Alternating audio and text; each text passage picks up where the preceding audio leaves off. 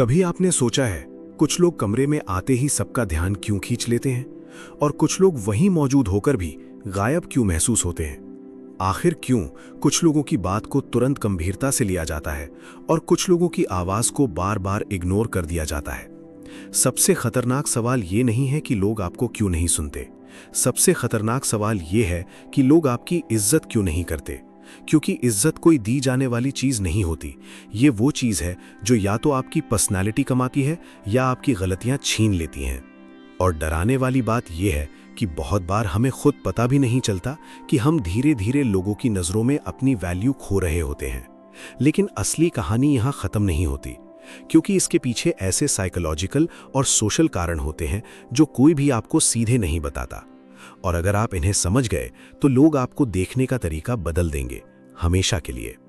Point 1, आपकी बातों में वेट क्यों नहीं होता? कम्युनिकेशन और प्रेजेंस की असली कहानी। लोग आपकी इज्जत क्यों नहीं करते, इसकी शुरुआत आपकी आवाज से नहीं, आपकी प्रेजेंस से होती है। आप बोलते हैं, लेकिन क्या लोग आपको सच में सुनते हैं या सिर्फ सुनने का दिखावा करते हैं? यही असली फर्क होता है। बहुत लोग सोचते हैं कि ज्यादा बोलना रिस्पेक्ट दिलाता है, लेकिन सच इसके बिल्कुल उल्टा होता है। जिन लोगों की इज्जत होती है वो कम बोलते हैं, लेकिन जब बोलते हैं तो लोग रुक कर सुनते हैं। और जिनकी इज्जत कम होती है वो ज्यादा बोलते हैं, लेकिन उनकी बात हवा में खो जाती है। अब सवाल यह है, ऐसा क्यों होता है? क्योंकि लोगों का दिमाग आपकी बात को नहीं, आपकी क्रेडिबिलिटी को सुनता है। और क्रेडिबिलिटी बनती है कंसिस्टेंसी, कॉन्फिडेंस और क्लैरिटी से। अगर आप हर बात पर खुद को एक्सप्लेन करते रहते हैं, अगर आप हर किसी को खुश करने की कोशिश करते हैं, अगर आपकी आवाज में डाउट दिखता है, तो सामने वाला अनजाने में आपको लो प्रायोरिटी मान लेता है। और यहीं से रिस्पेक्ट धीरे धीरे खत्म होना शुरू होता है। लेकिन असली सच इससे भी ज्यादा गहरा है। लोग आपकी बातों को नहीं, आपकी बॉडी लैंग्वेज को जज करते हैं। आप कैसे खड़े होते हैं, कैसे देखते हैं, कैसे रिएक्ट करते हैं, ये सब सबकॉन्शियस लेवल पर इंप्रेशन बनाते हैं। अगर आपकी बॉडी लैंग्वेज कमजोर है तो आपकी सही बात भी कमजोर लगती है, और अगर आपकी बॉडी लैंग्वेज स्ट्रांग है तो आपकी छोटी बात भी पावरफुल बन जाती है। लेकिन कहानी यहीं खत्म नहीं होती। सबसे बड़ा कारण यह होता है कि आप खुद अपनी वैल्यू नहीं समझते। जब कोई आपकी बात को इग्नोर करता है और आप तुरंत उसे जस्टिफाई करने लगते हैं, जब कोई आपको इंटरप्ट करता है और आप चुप हो जाते हैं, जब कोई आपका मजाक उड़ाता है और आप हंसकर टाल देते हैं, तो सामने वाले के दिमाग में एक मैसेज चला जाता है, इसकी बाउंड्रीज क्लियर नहीं है, और बिना बाउंड्रीज के रिस्पेक्ट इम्पॉसिबल है। रिस्पेक्ट हमेशा क्लैरिटी से आता है, कंफ्यूजन से नहीं। अब एक और बात समझिए, दुनिया उन लोगों की इज्जत करती है जो खुद अपनी वैल्यू को प्रोटेक्ट करते हैं, जो हर किसी के सामने अपने स्टैंडर्ड्स नहीं गिराते। लेकिन जब आप हर सिचुएशन में एडजस्ट करने लगते हैं तो लोग आपको ऑप्शन समझने लगते हैं, प्रायोरिटी नहीं। और यही सबसे बड़ा साइलेंट रिस्पेक्ट किलर है। लेकिन असली ट्विस्ट अभी बाकी है, क्योंकि सिर्फ बोलने या बॉडी लैंग्वेज से ही रिस्पेक्ट नहीं गिरता। इसके पीछे एक और हिडन रीजन है जो 90% लोग इग्नोर करते हैं।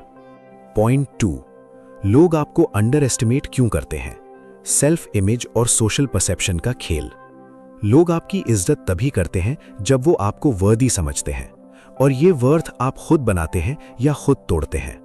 अब ध्यान से समझिए, दुनिया आपको वैसे नहीं देखती जैसे आप हैं। दुनिया आपको वैसे देखती है जैसे आप खुद को दिखाते हैं।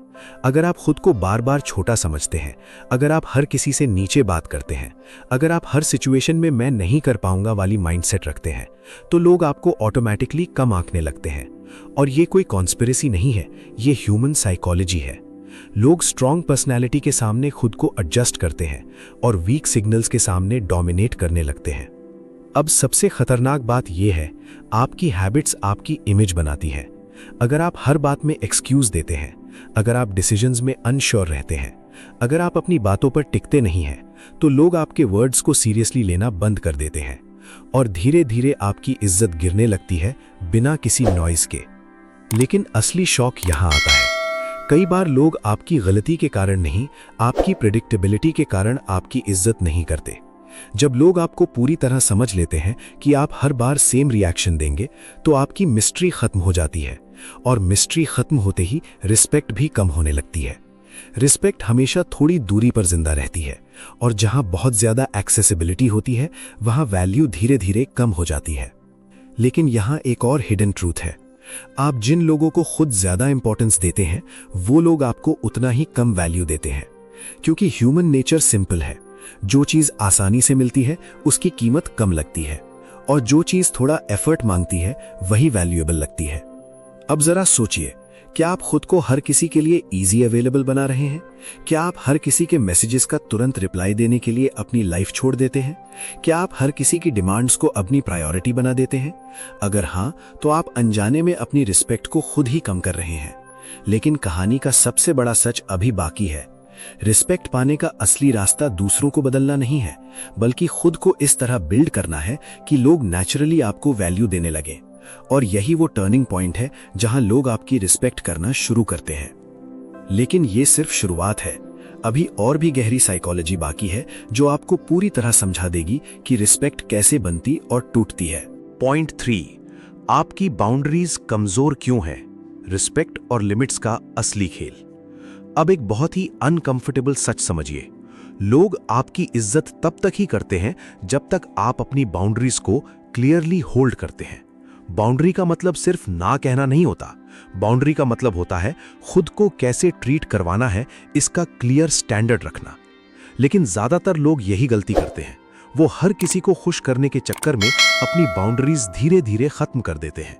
शुरुआत में लगता है कि चलो कोई बात नहीं, फिर अगली बार लगता है इस बार छोड़ देते हैं, और धीरे धीरे लोग समझ जाते हैं कि आपकी कोई फिक्स्ड लिमिट ही नहीं है। और यहीं से रिस्पेक्ट का डाउनफॉल शुरू होता है, क्योंकि लोग जान जाते हैं कि आपको कितना भी पुश किया जाए आप वापस नहीं बोलेंगे। और जब कोई आपकी लिमिट्स को चैलेंज करके भी सेफ निकल जाता है तो वो आपको सीरियसली लेना बंद कर देता है। लेकिन असली बात इससे भी डीपर है।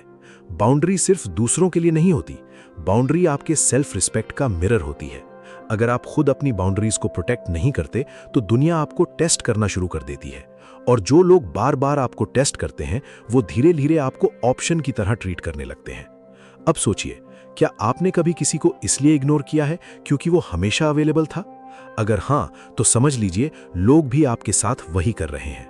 रिस्पेक्ट हमेशा क्लैरिटी से आती है, कंफ्यूजन से नहीं। जब आप साफ नहीं होते कि आप क्या टॉलरेट करेंगे और क्या नहीं, तो लोग आपकी पर्सनैलिटी को एक्सप्लॉइट करने लगते हैं।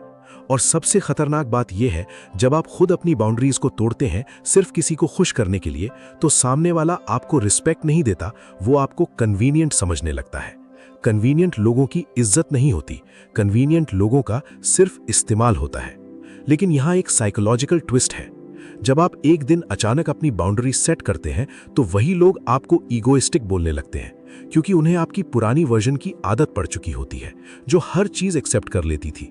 लेकिन असली रिस्पेक्ट वहीं से स्टार्ट होती है जहां आप अपनी लिमिट्स क्लियर कर देते हैं और बिना लाउड हुए, बिना फाइट किए बस अपने स्टैंडर्ड्स पर टिक जाते हैं। पॉइंट 4, आपकी एनर्जी आपको कमजोर क्यों बनाती है? इमोशनल प्रेजेंस का हिडन इंपैक्ट। अब एक ऐसी बात जो कोई ओपनली नहीं बताता लेकिन हर इंटरैक्शन में साइलेंटली काम करती है। आपकी एनर्जी लोगों को यह बताती है कि आपके साथ कैसा बिहेवियर रखना है। अगर आपकी एनर्जी लो है, अगर आप हमेशा टायर्ड, कंफ्यूज्ड या अनश्योर दिखते हैं, तो लोग अनजाने में आपको लो प्रायोरिटी मान लेते हैं। और अगर आपकी एनर्जी ग्राउंडेड और काम है, तो लोग ऑटोमेटिकली आपको सीरियस लेने लगते हैं। लेकिन यहाँ असली समस्या कुछ और है। बहुत लोग अपनी इमोशनल स्टेट को कंट्रोल नहीं कर पाते और वही उनकी पर्सनैलिटी बन जाती है। जब कोई आपकी बात नहीं सुनता और आप इमीडिएटली रिएक्ट करते हैं, जब कोई आपको इग्नोर करता है और आप ओवरथिंक करने लगते हैं, जब कोई आपको डिसरिस्पेक्ट करता है और आप इमोशनल हो जाते हैं, तो सामने वाला समझ जाता है कि आपका कंट्रोल आपकी इमोशंस के हाथ में है। और जो लोग इमोशनल कंट्रोल नहीं रखते, उनकी रिस्पेक्ट सोसाइटी में धीरे धीरे कम हो जाती है, क्योंकि लोग स्टेबल लोगों को फॉलो करते हैं, अनस्टेबल लोगों को नहीं। अब जरा सोचिए, क्या आप छोटी छोटी चीजों पर जल्दी रिएक्ट करते हैं? क्या आपकी मूड स्विंग्स आपकी डिसीजंस को कंट्रोल करते हैं? क्या आप दूसरों के बिहेवियर से इजीली डिस्टर्ब हो जाते हैं? अगर हाँ, तो लोग आपको इमोशनली प्रिडिक्टेबल समझने लगते हैं, और प्रिडिक्टेबल लोगों की वैल्यू हमेशा कम हो जाती है। रिस्पेक्ट हमेशा काम डोमिनेंस से आती है, ना कि लाउड रिएक्शन से। और सबसे इंपॉर्टेंट बात, आपकी एनर्जी सिर्फ आपके शब्दों से नहीं बनती, आपकी साइलेंस से भी बनती है। आप कब बोलते हैं, कब नहीं बोलते, कैसे रिएक्ट करते हैं, ये सब मिलकर आपकी प्रेजेंस डिफाइन करते हैं।